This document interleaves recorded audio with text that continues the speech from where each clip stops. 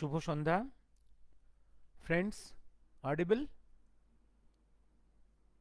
আমি তো কথা বলা শুরু করিনি, তাহলে অডিবল হলাম কি করে? Ankana, audible? Really audible? Yes, I am audible. আমি শুরু করছি।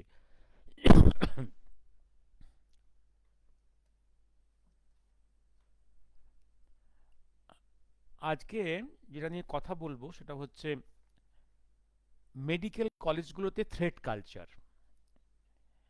এটা নিয়ে কথা বলবো। Threat culture in medical colleges, how it has developed. এটা তো একদিনে হয়নি, এটা একটা এভলভ করেছে। এভলিউশনটা কীভাবে বিবর্তিত হয়েছে এটা নিয়ে একটু বলবো। 2 তারিখে আছে বিপ্লবী লীলা রায়ের জন্মদিন, আর শাস্ত্রীজির জন্মদিন। সুতরাং তার আগে আমাকে এই দুটো ইস্যু নিয়ে, শাস্ত্রীজি এবং নেতাজি রহস্য, আর বিপ্লবী লীলা রায় তার জীবন, তার বিপ্লব এবং নেতাজি রহস্য মহাকাল পর্যায়ে, এ নিয়ে বলবো একদিন। আর একদিন বলবো গোহত্যা আন্দোলন, গোহত্যা বিরোধী আন্দোলন, শঙ্করাচার্য এবং মহাকাল পর্যায়, এ নিয়ে একদিন বলবো। প্রথম দুটো বলবো হয়তো ইংরেজিতে মেনলি, আর গোহত্যা বিরোধী আন্দোলনটা বলবো বাংলাতে একদিন। আজকে বলছি, আজকে রিসেন্ট কটা ইভেন্ট নিয়ে বলবো। মূলত আজকে বলবো মেডিকেল কলেজগুলোতে এই যে থ্রেট কালচার, থ্রেট কালচারটা একদম আমার পার্সোনাল লাইফ থেকে আমি বলছি। আমি মেডিকেল কলেজগুলোকে দেখেছি কংগ্রেস জামানায়, কারণ 72 সাল থেকে মেডিকেল কলেজ এনআরএসে প্রবেশ করেছি। 72 থেকে 75 তারপর এমার্জেন্সি, তারপর আপ টু 77, এই যে কংগ্রেস পিরিয়ড, বা কখনো গভর্নরস রুলের পিরিয়ড, মূলত কংগ্রেস রুল। এই সময় দেখেছি ছাত্র রাজনীতি, politics inside the campus, medical college campuses. তারপর এলো সিপিএম এবং বামেরা, 34 years continuous rule in Bengal, এবং তাদের interference in the activities in medical colleges, কীভাবে থ্রেট কালচার আস্তে আস্তে বাড়ছে। এবং তারপরে 2011 থেকে টিএমসি যুগ এলো, থ্রেট কালচার কীভাবে আরও তার শাখা প্রশাখাগুলো বিস্তার করলো। আমি এখানেই আসছি কিভাবে স্টেপ বাই স্টেপ। 72 সালে একটা ঘটনা আমি বলেছি তোমাদেরকে, সে সময় একটা আমি এক্সাম্পল দিয়ে চলে যাচ্ছি। তখনও কংগ্রেস পার্টি বিভিন্ন মেডিকেল কলেজগুলোতে তাদের ছাত্র সংগঠন থাক, এটা চাইতো, কিন্তু একদম কংগ্রেসের হেডকোয়ার্টার থেকে daily interference in the medical college ক্যাম্পাসে ছিল না, ছিল না, একদমই ছিল না। এটা কিছু কিছু কংগ্রেস, প্রো কংগ্রেস ছাত্রনেতা বিভিন্ন ক্যাম্পাসে পলিটিক্স করত, তাদের মধ্যে দ্বন্দ্বও ছিল, এগুলো ছিল। এবং সেক্ষেত্রে যারা কংগ্রেসী মনোভাবাপন্ন নয় তারাও রাজনীতি করতে পারত। মার দাঙ্গা খুন খারাপির পর্যায়ে কখনো যায়নি সেটা। হ্যাঁ, করাপশন ছিল, কিন্তু করাপশনটা তার শিকড়টা এত এত গভীরে ছিল না। আমি একটা এক্সাম্পল দিয়েছি আগে, যেমন একটা সাধারণ বলছি। আমাদের এনআরএস মেডিকেল কলেজে হরিণঘাটা থেকে প্রতিদিন 3টে একদম ট্রাক ভর্তি দুধ আসত। আমরা দেখতাম ওদের এমার্জেন্সি গেট দিয়ে 3টে গাড়ি ঢুকছে, আর একটা গাড়ি প্রিন্সিপাল গেট দিয়ে বেরিয়ে যাচ্ছে টুয়ার্ডস মৌলালি সাইড। আমরা খোঁজ নিয়ে দেখেছিলাম ওই গাড়িটা চলে যাচ্ছে শিয়ালদা মার্কেটে, যে দুধ থেকে শিয়ালদা মার্কেটের কয়েকশো চায়ের দোকান চলে। এর প্রতিবাদ করতে গিয়ে আমরা থ্রেট খেয়েছিলাম। থ্রেটটা ছিল এই, যে তোমরা এখানে ডাক্তারি পড়তে এসছো, এমবিবিএস করবে, কয়েক বছর থাকবে, তোমাদের এত মাথা ব্যথা কিসের? একটা থ্রেট। হ্যাঁ, তোমাদের কি, তোমাদের বাপ মা তো আছে, তোমাদের তো পাশ করে বেরোতে চাও, মানে ফিরে যেতে চাও, মানে এক রকমের থ্রেট। যেটা ভয়ঙ্কর কিছু না, কখনো হয়নি যে একদম ছাত্রদের লাশ পড়ে গেছে, এরকম কখনো হয়নি।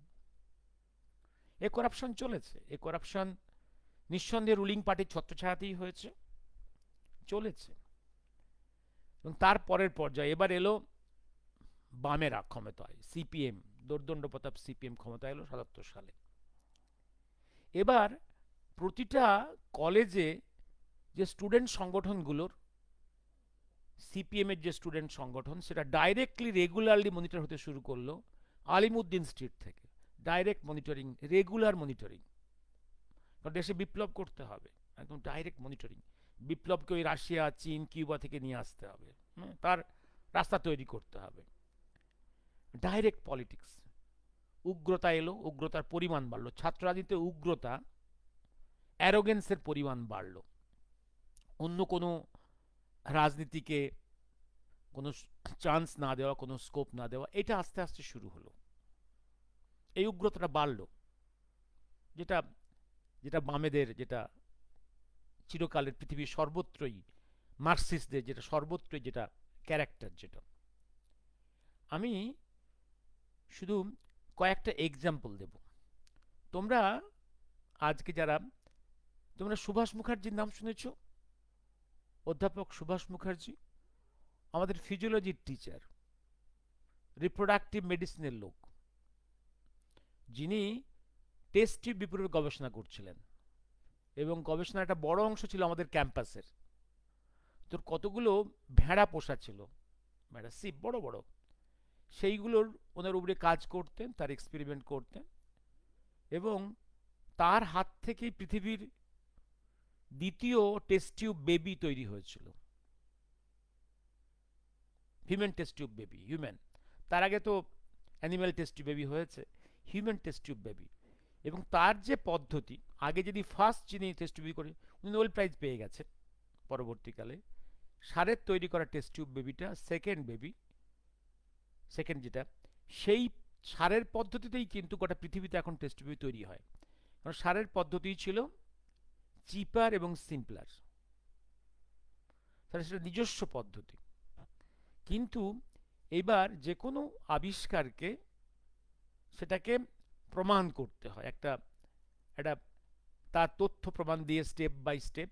এবার সেইটাকে স্ক্রুটিনি করার জন্যে ওয়েস্ট বেঙ্গল গভর্নমেন্ট একটা টিম তৈরি করে দিয়েছিল।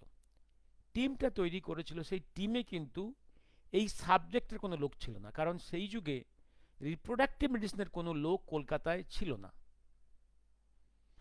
কারা কারা ছিল? কে ইঞ্জিনিয়ার, কে সার্জারির লোক, কে জেনারেল গাইনির লোক, এই সমস্ত লোককে যে একটা টিম তৈরি করা হয়েছিল, সেই টিমের উপর দায়িত্ব পড়েছিল স্যারের কাজটা ভাঁওতাবাজি না সত্যি।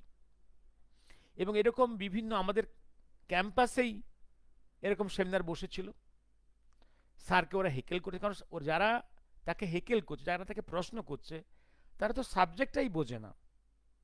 আর তার যে আর্টিকেলসগুলো, সেই আর্টিকেলসগুলো পড়ে দেখা তাদের তো সেই যোগ্যতাও ছিল না।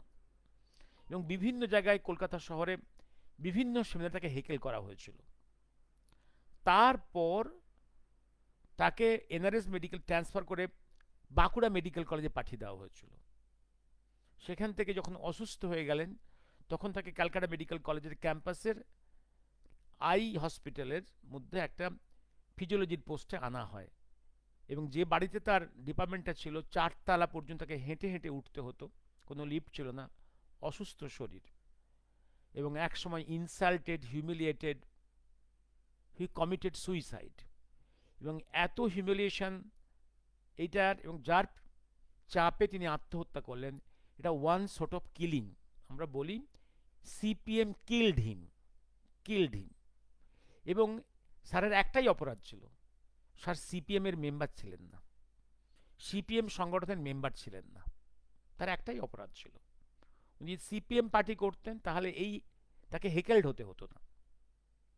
এবং এইটা দিয়ে বঙ্গদেশের, ওয়েস্ট বেঙ্গলের মেডিকেল কমিউনিটির যারা গবেষণা করতে চায়, মেডিকেল কমিউনিটির কিছু আছে জাস্ট প্র্যাকটিশনার্স, জাস্ট টিচার্স, ভালো সার্জারি করে, ভালো মেডিসিন প্র্যাকটিস করে, ভালো ক্লিনিক্স জানে, কিন্তু গবেষণাটা সম্পূর্ণ আলাদা জিনিস।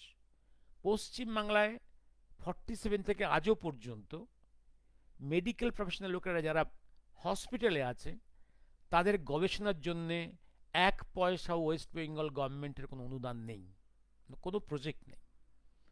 যতজন মানুষ 47 থেকে আজও পর্যন্ত গবেষণা করেছেন নিজের পয়সায়, সুভাষ মুখার্জি অধ্যাপক আমাদের মাস্টারমশাই নিজের পয়সা দিয়ে গবেষণা করেছিলেন, বাংলার মুখকে উজ্জ্বল করেছিলেন।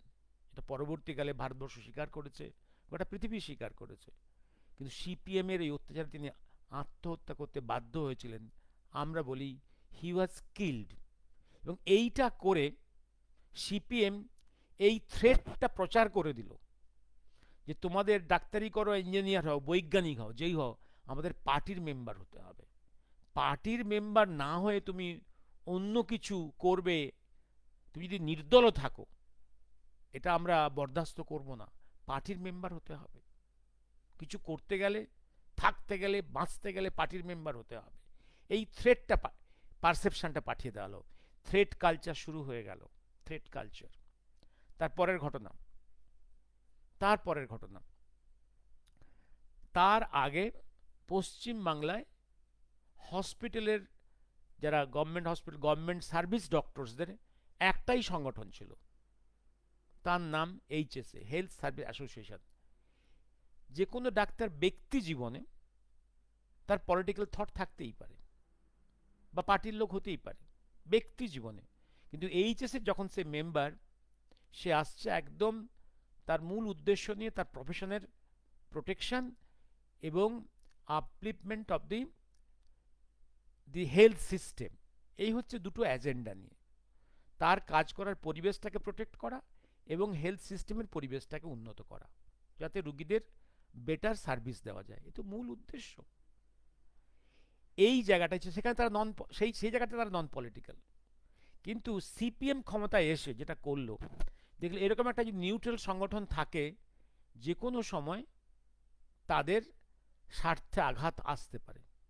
তাই জ্যোতি বোস এবং ত্রিপুরার মুখ্যমন্ত্রী নিজে বসে থেকে, মৌলালির যুব কেন্দ্রে বসে থেকে ডক্টর সংগঠনকে ভাঙলেন।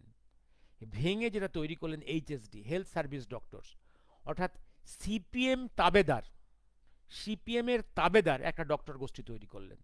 এবং দেখলাম এইচএস থেকে দলে দলে মেজরিটি 98% লোক ঢুকে গেল এইচএসডিতে, সিপিএম এর সংগঠনে চলে গেল, সংগঠনে চলে গেল।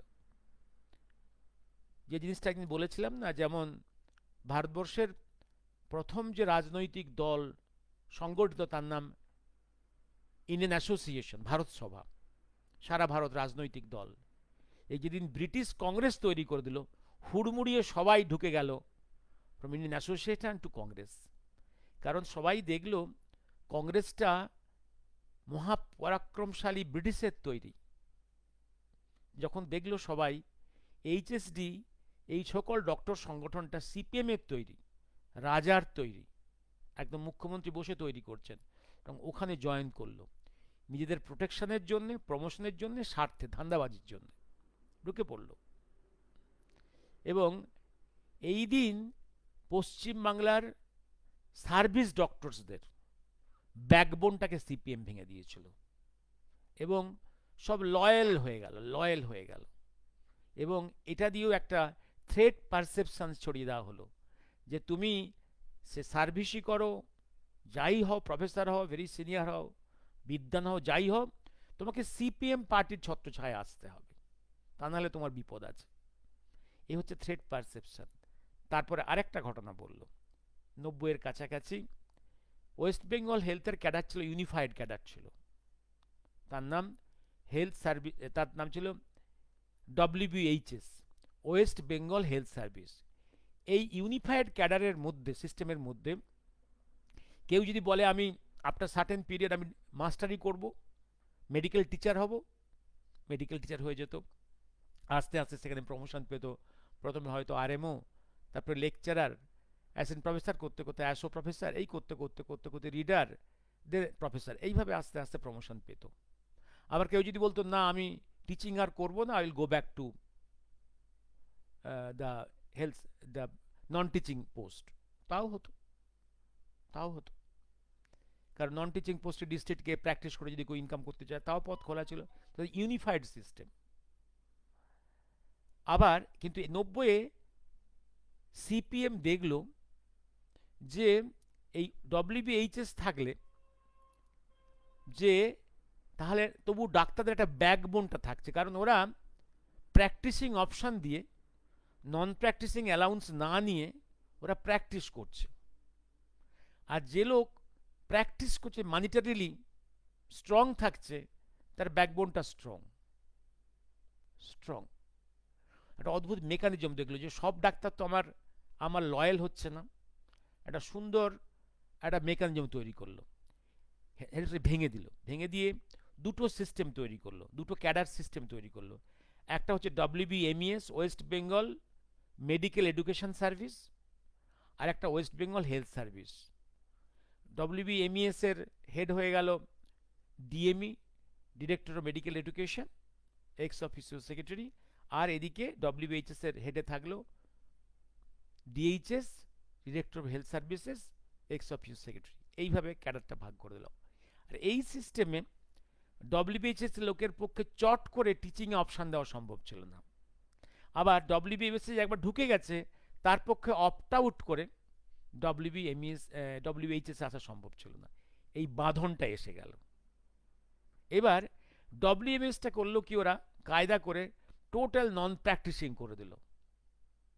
টোটাল নন প্র্যাকটিসিং অর্থাৎ যে লোক মেডিকেল টিচার সে সন্ধেবেলা সে বাড়িতে বসে থাকতে হবে, তাকে, সে প্র্যাকটিস করতে পারবে না। এবার মুশকিলটা কোথায়, একজন মেডিকেল টিচার যখন সে তার মনের ইচ্ছে সে টিচার হয়ে থাকবে,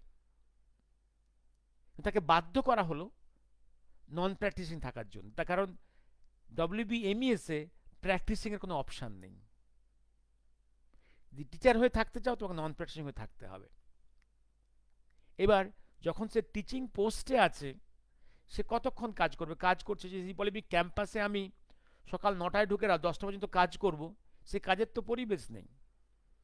কোনো একজন ফিজিশিয়ান বা কোনো সার্জন যদি মনে করে যে আমি ক্যাম্পাসে, মেডিকেল কলেজ ক্যাম্পাসে থেকে আমি সকাল 9টা থেকে রাত 10টা পর্যন্ত আমি কাজ করব, পড়াবো, পেশেন্ট দেখব, সেই কাজের পরিবেশ কি পশ্চিমবাংলায় কোনো মেডিকেল কলেজে আছে?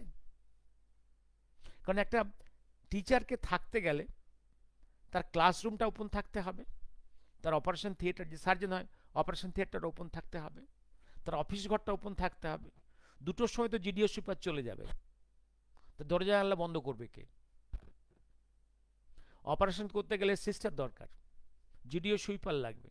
2টোর পরে তো জিডিও সুইপার নেই, সেই সিস্টেম তো তৈরি করেনি সরকার, তো তৈরি করেনি। তাহলে সেটা কি করবে?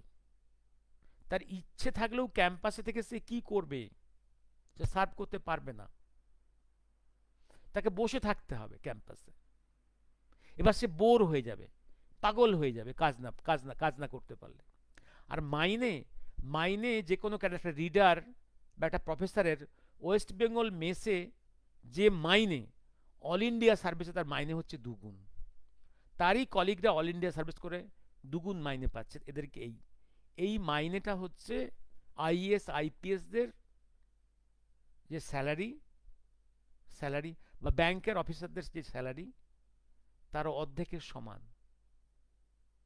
এবং হাসতে হাসতে বলতাম টি অ্যাসোসিয়েশনের দারোয়ানের মাইনের সমান। এই তো অবস্থা। আর সংসার চালাতে গেলে তাকে প্র্যাকটিস করতে হবে।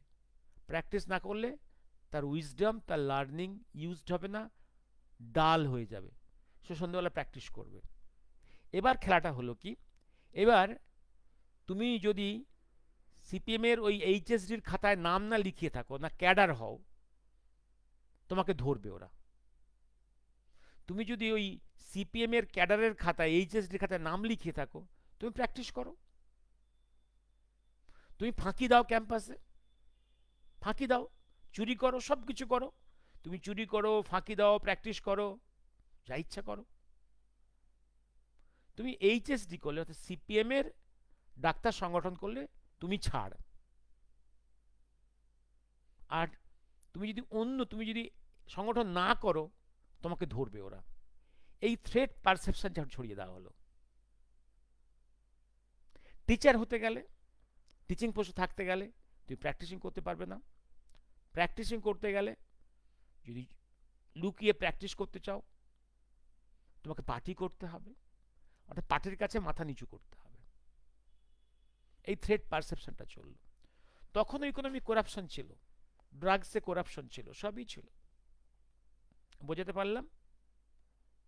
একটা সুভাষ মুখার্জির এক্সাম্পল দিলাম, এইচএসডি তৈরির ইতিহাস বললাম, আর ডব্লিউবি এমবিএস তৈরি করে ওয়েস্ট বেঙ্গল। এবং আরেকটা যেটা হলো, যেদিন ওয়েস্ট বেঙ্গল মেস তৈরি হলো, ওয়েস্ট বেঙ্গল মেডিকেল সার্ভিস তৈরি হলো, অনেক ব্রিলিয়েন্ট ডাক্তার টিচিং পোস্ট ছেড়ে বেরিয়ে গেল।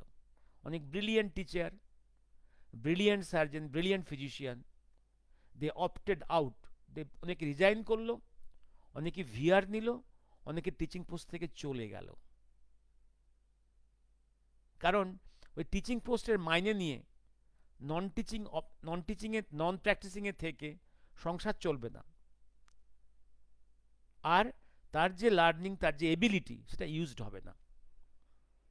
এইভাবে সিপিএম তার 34 ইয়ার্সে মেডিকেল কলেজগুলোতে quality of teaching and quality of medical works, particularly of super speciality, ধ্বংস করেছে।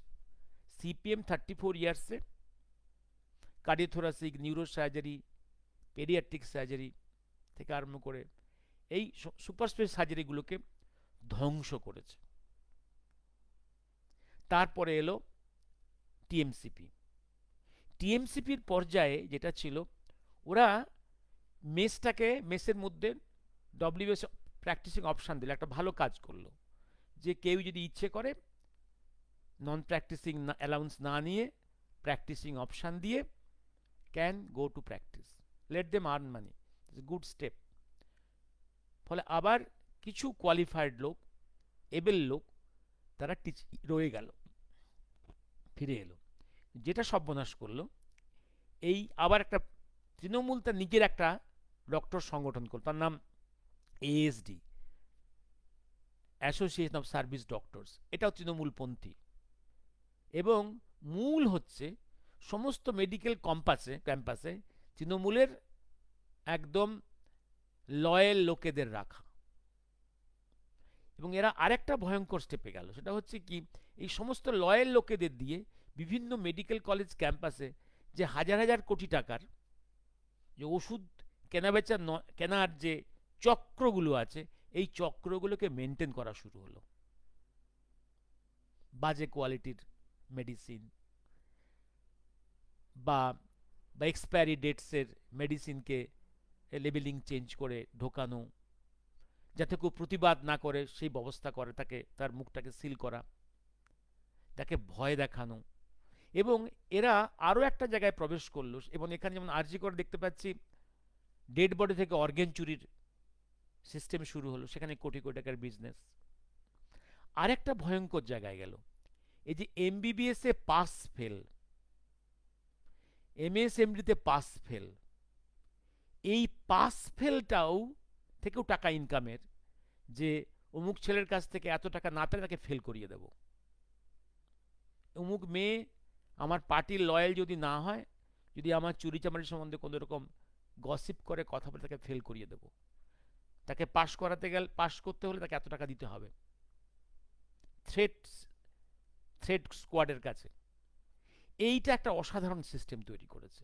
এটা শুধু আরজি কর নয়, এটা ঘুরিয়ে ফিরে দেখছি সমস্ত মেডিকেল কলেজগুলোতে, এবং পেরিফেরি, বাঁকুড়া, বর্ধমান, নর্থ বেঙ্গল, কুচবিহার, সর্বত্রই এই এই থ্রেড স্কোয়াডগুলো ছড়িয়ে আছে। এখান থেকে কোটি কোটি টাকা ইনকাম হচ্ছে। এটা অভাবনীয়। এটা ভারতবর্ষে কখনো কখনো কোথাও, এটা কখনো আমি আমার 50 ইয়ার্সের অ্যাক্টিভ মেডিকেল, কারণ আমি শুধু মেডিকেল স্টুডেন্টস থেকে আরম্ভ করে up to highest post and সংগঠনেরও হায়েস্ট পোস্টে থেকেছি ওয়েস্ট বেঙ্গলের। আমি কখনো অল ইন্ডিয়া তো কোথায় কি ঘটছে খবর ন্যাচারালি পাই আমরা। এই জিনিস ওয়েস্ট বেঙ্গল তৃণমূল যেটা দেখালো থ্রেট কালচারের, এমবিবিএস পাস ফেল, টাকার বিনিময়ে এমএসএমডি পাস ফেল, এই যে জিনিস এটা অসাধারণ ওদের অ্যাচিভমেন্ট।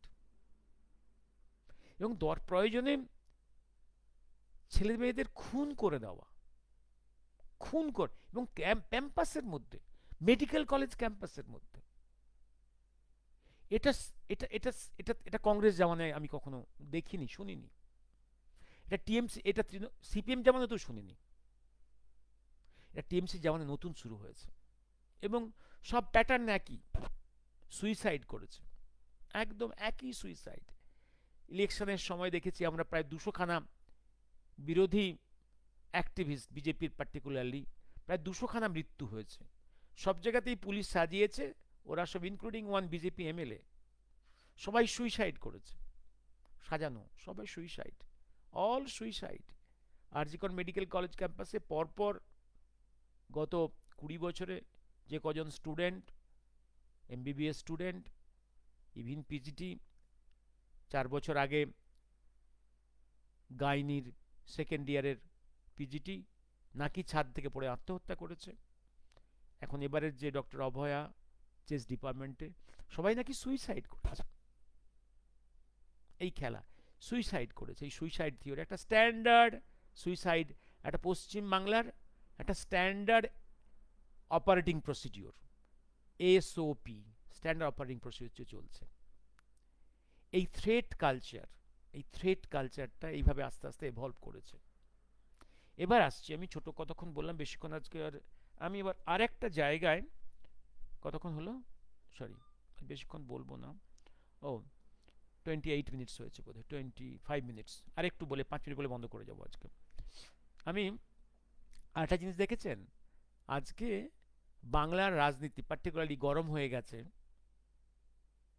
গরম হয়ে গেছে এই পার্টিকুলারলি ইন্ডি গ্রুপ, ইন্ডি গ্রুপ, হ্যাঁ, কংগ্রেস, তারপর ন্যাশনাল কনফারেন্স, আবদুল্লাহ কাশ্মীর, এটা প্রচণ্ড রেগে গেছে, প্রচণ্ড ক্ষিপ্ত, নিশ্চয়ই কমিউনিস্টরাও ক্ষিপ্ত হয়ে গেছে, কারণ হিজবুল্লাহর একদম টপ লিডার্সরা has been targeted by the Israel, successfully targeted. এবং পশ্চিমবাংলার এই যে সেকুলারিস্ট পার্টিগুলো, কংগ্রেস, কমিউনিস্ট, সেকুলারিস্ট পার্টিগুলো, ইসলামিস্ট পার্টিগুলো, তারা চাপ দিচ্ছে গভর্নমেন্ট অফ ইন্ডিয়াকে, যেন government of India on Israel চাপ দেয়, চিৎকার শুরু করে দিয়েছে। ভাই, এ ঘটনা তো ভারতবর্ষের বাউন্ডারির বাইরে, ওয়েস্ট এশিয়াতে হয়েছে, ওয়েস্ট এশিয়াতে হয়েছে। ওয়েস্ট এশিয়াতে কি ঘটেছে এই নিয়ে তুমি ভারতবর্ষকে উত্তাল করছো কেন?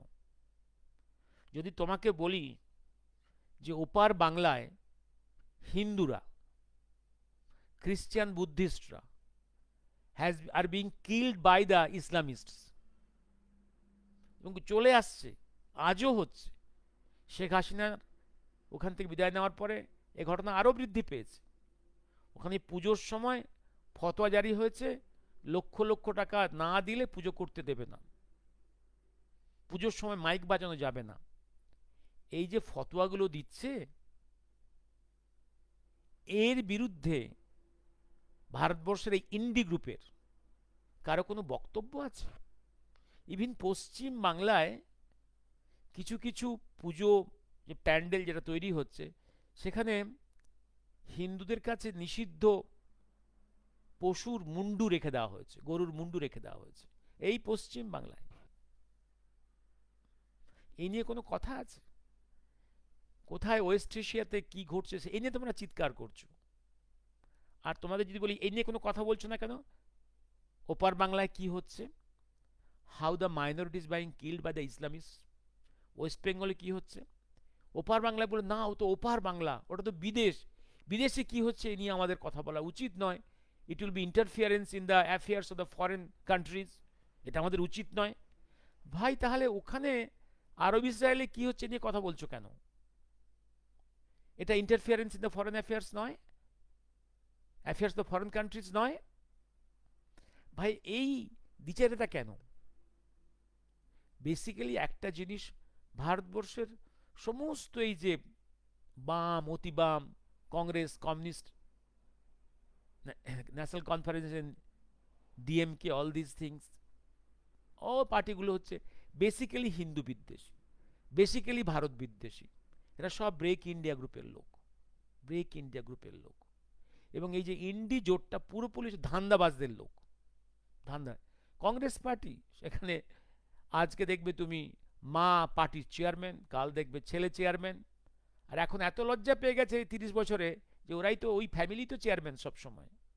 এখন লজ্জা পেয়ে গেছে একটা, ফ্রম দ্য কর্ণাটক থেকে একটা একটা স্ট্যাম্পকে, পাপেটকে নিয়ে এসছে, চেয়ারম্যান করে রেখেছে। আর ওদিকে দেখো সাউথে ডিএমকে, বাবা ছিল মুখ্যমন্ত্রী, তার ছেলে মুখ্যমন্ত্রী হয়েছে, ছেলের ছেলে সে উপমুখ্যমন্ত্রী। হ্যাঁ, পার্টির প্রপার্টি। ডেমোক্রেসি ইজ ডেমোক্রেসিকে একসময় বলতাম ডেমোনোক্রেসি, এখন তো আরেকটা শব্দ কয়েন করতে হবে, ডাইনাস্টিক্রেসি আর ডাইনাসক্রেসি। ডেমোক্রেসি, ডেমোনোক্রেসি, ডাইনাসক্রেসি। ওখানে পশ্চিমবাংলায় পিসি ভাইপো, পিসির খুব মনের ইচ্ছে, বা টিএমসির অনেক লোকের খুব ইচ্ছে যে ভাইপোকে ডেপুটি সিএম করে আনা। তোমরা জানো এটা মনের, এটা এটা মমতারও মনের ইচ্ছে, কিন্তু মমতার ভয়টা কোথায়? আর ডেপুটি সিএম যদি করা হয় ভাইপোকে, তাহলে পার্টিতে সব থেকে অবজেকশনটা কে দেবে? সেই থ্রেটটা সামলাতে পারবে তো পিসি? পিসি ভাইপোর পার্টি ডেমোক্রেসি, বাংলায় ডেমোক্রেসি চলছে। আর ওদিকে তোমার দিকে যেমন যেমন বিহারে লালুর দল, লালু ফ্যামিলির দল, পুরো পার্টিটাই ফ্যামিলির দল। তার পাশে ইউপিতে সমাজবাদী পার্টি, বাবা ছেলের দল, বাবা ছেলে বৌমার দল। এ হচ্ছে ডেমোক্রেসি, ডেমোনোক্রেসি, এবং একই সঙ্গে ডাইনাস্টিক্রেসি আর ডাইনাসক্রেসি। এই তো চলছে। আজকে এই বলে শেষ করি। আমি আগামীকাল বলবো, আজকে আগামীকাল আমি দেখি হয় বিপ্লবী লিডারের সম্বন্ধে বলবো, কিছু ডকুমেন্ট কোট করব, আর একদিন বসবো শাস্ত্রীজির সম্বন্ধে, কিছু ডকুমেন্ট কোট করব, আর গোহত্যা নিবারণ আন্দোলন, এটা নিয়ে বলবো, কিছু ডকুমেন্ট কোট করব। আজকে রাখি। শুভরাত্রি, শুভরাত্রি।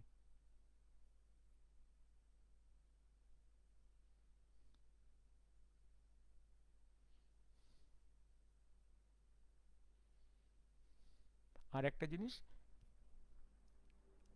একটা জিনিস যেটা হচ্ছে মনে রাখতে হবে, ডক্টরস, এই যে ডক্টরস এবং সিস্টার্সরা হচ্ছে সব থেকে সফট টার্গেট। একটা সিস্টেমে যখন তার হেলথ হেলথের যে রিকোয়ার্ড ইকুইপমেন্টস এবং সিস্টেম যখন গভর্নমেন্ট প্রোভাইড করতে পারে না, এই যে গভর্নমেন্ট ডজন ডজন সকল মাল্টি স্পেশাল হসপিটাল খুলে দিয়েছে, কোটি কোটি টাকার ইকুইপমেন্টস কিনে ফেলেছে।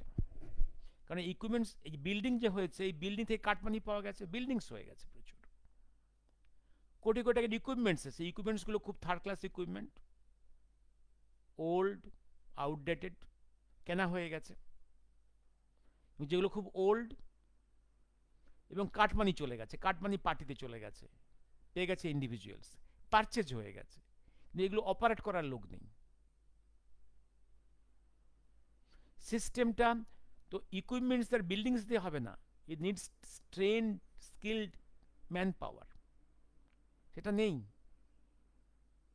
এবার মানুষকে ওরা মিটিংয়ে বলছে আমরা সব করে দিয়েছি, মানুষও দেখছে প্রচুর বিল্ডিংস হয়েছে, যন্ত্রপাতি আছে, এবং তারা খুব ক্ষিপ্ত।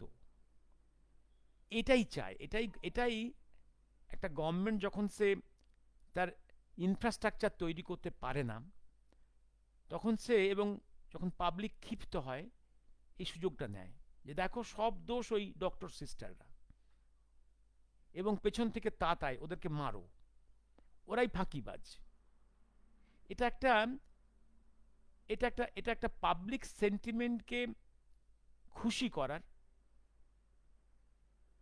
এটা একটা অদ্ভুত, এটা হচ্ছে রুলিং এর, এটা হচ্ছে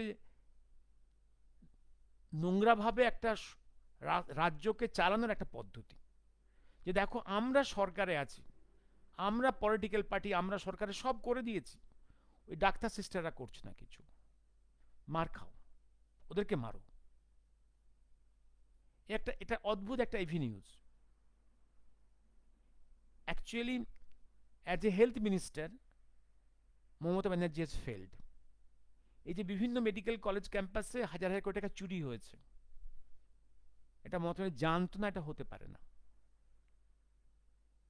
ডেড বডির অর্গ্যান পাচার হয়ে গেছে, এটা তার ইন্টেলিজেন্স তাকে বলেনি, এটা হতে পারে না। It's is failure. ঠিক তেমনি এই যে ক্যাম্পাসে ক্যাম্পাসে গুন্ডামি হচ্ছে, মিডনাইটে হঠাৎ কয়েকশো ঢুকে গেল, আজকে সাগর দত্ত মেডিকেল কলেজে হামলা হয়েছে, নর্থ বেঙ্গল একটা মেডিকেল কলেজে হামলা হয়েছে, পুলিশ দাঁড়িয়ে আছে, এটা পুলিশ মন্ত্রীর ফেলিওর। আর এই তার যে ফেলিওরকে, অ্যাজ পুলিশ মন্ত্রী তার failure, as health minister failure, তার সে ফেলিওরকে সে শোল্ডার আপ করতে চাইছে, শোল্ডার আপ করতে চাইছে, একদম আঙুল দিয়ে দেখাচ্ছে দেখো সব দোষ ওইখানে, আমি সব কাজ করে দিয়েছি, আমি সব কাজ করে দিয়েছি। এটা একটা টেকনিক, এটা একটা খুব কানিং টেকনিক, খুব কানিং টেকনিক। কিন্তু এই কানিং টেকনিক দিয়ে যেটা করছে ও সফটেস্ট, কারণ সব ডাক্তার সিস্টারের পক্ষে সব সময় পুলিশ প্রোটেকশনে কাজ করা সম্ভব নয়। They have to go near to the ailing persons, patient party, যে কোনো সময় যে কোনো পেশেন্ট পার্টি বাইরে থেকে লোক নিয়ে এসে হামলা করতেই পারে।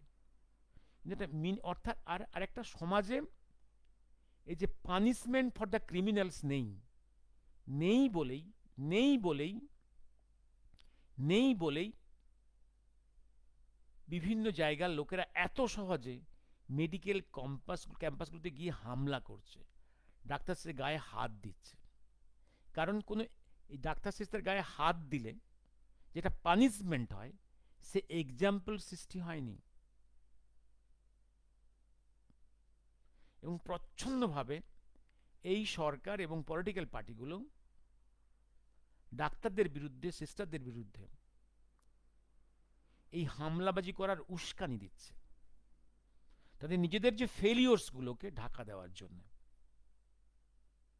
দেখো আমরা সব করে দিয়েছি, এই কথাটা চিৎকার করে বলছে। ভাই হসপিটালের বেড ডাক্তাররা তৈরি করবে না, হসপিটালের আইসিইউ ডাক্তাররা তৈরি করবে না, এটা গভর্নমেন্টকেই করতে হবে।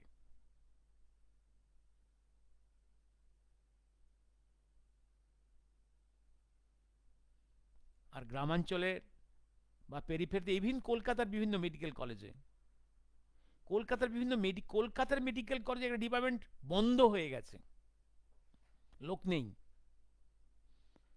Cardiothoracic surgery national medical college, very old department, বন্ধ হয়ে গেছে, লোক নেই। এরকম অনেক মেডিকেল কলেজে অনেক ডিপার্টমেন্টে লোক নেই।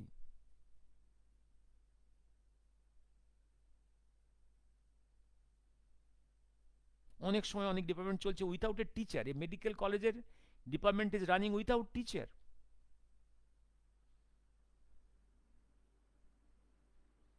এই এখন কোথায় কি নেই জনগণ একটু বুঝবে না। জনগণ চায়, জনগণ কখনো, আমি আমার 50 ইয়ার্সের লাইফে কখনো জনগণকে আমি এই দাবি করতে শুনিনি যে হেলথের ইনফ্রাস্ট্রাকচার ডেভেলপ করা হোক, এই দাবি কখনো করেনি। জনগণের কাছ থেকে দাবি কখনো আসেনি, বরং জুনিয়র ডক্টরস, মেডিকেল স্টুডেন্টস, ডাক্তাররা আন্দোলন করেছে ইনফ্রাস্ট্রাকচার ডেভেলপ করা হোক। পশ্চিমবাংলায় যে পরিমাণ পেশেন্ট হসপিটালে হ্রাস করে যায় আউটডোরে ইনডোরে, এরকম চাপ ভারতবর্ষের কোথাও নেই, কোথাও নেই। পৃথিবীর কোনো মেডিকেল কলেজের আউটডোরে এরকম 10,000 12,000 লোক ভিড় করে না। কলকাতার এই চারটে জায়গায় এনআরএস আর মেডিকেল কলেজের তো 10,000-এর বেশি লোক প্রতিদিন ভিড় করে। পিজিতেও প্রায় 10,000, ন্যাশনাল আরজি করেও কম করে হলেও 8-9,000 লোক ভিড় করে। এই ভিড় ইভেন পেরিফেরিতেও পৃথিবীর কোথাও নেই। But where is the infrastructure?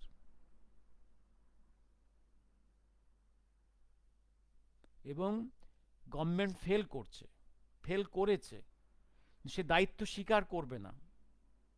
সে উস্কানি দিচ্ছে জনগণকে, সব দোষ ওই ডাক্তার সিস্টারদের। ওখানে মাতদাঙ্গা করো, তাহলেই যেন কাজ পেয়ে যাবে। এইভাবে উস্কে দেওয়া হচ্ছে, উস্কে দেওয়া হচ্ছে। যদি উস্কে না দিত, তাহলে গত 13-12 বছরে এই টিএমসির সময়ে এই এত যে মারদাঙ্গা হয়েছে ডাক্তার সিস্টারদের উপরে, এত, তাহলে কেউ না কেউ ধরা পড়তো, শাস্তি পেত। এই এক্সাম্পল সৃষ্টি না করলে বদমাইশ লোকেরা এই হামলাবাজি কন্টিনিউ করবে এবং কাউকে অ্যারেস্ট না করে, পানিশমেন্ট না দিয়ে সরকার এটাই কনভে করছে, প্র্যাকটিক্যাল জনগণকে বলে দিচ্ছে, তোমরা মাতদাঙ্গা করো, আমরা তোমাদের শাস্তি দেব না।